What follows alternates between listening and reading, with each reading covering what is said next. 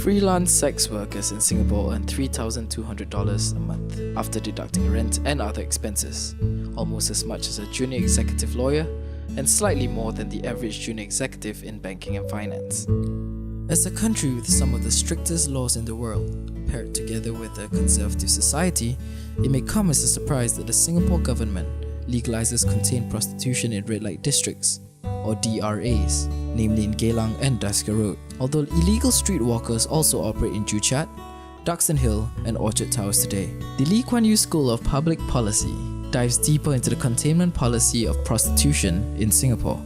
Inward migration of mainly men to Singapore in the early years generated a lopsided sex ratio, making prostitution an extremely profitable venture. Between 1930 and 1959, in order to limit the rising profits of prostitution and reduce the exploitation of women and girls, the British adopted a strategy of containment and control instead of eradication. The post-independent Singapore government believed that containment limits crime syndicates from controlling this trade. The containment policy also provides working opportunities, predominantly for women from Southeast Asian countries around the region. As a safety measure, licensed sex workers are issued a yellow card, which ensures frequent medical checkups, education on safe sex and STIs, and counseling sessions. However, there's a cap on the number of sanctioned brothels in Singapore, which may have led to intensification of operations for illegal setups, including more motivated efforts for human traffickers.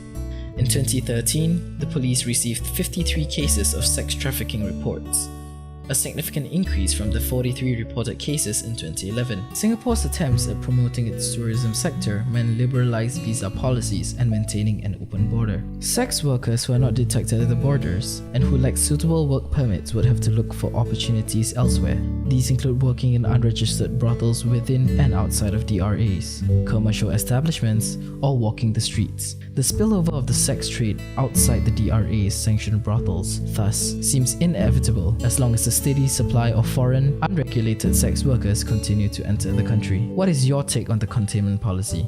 Get thinking.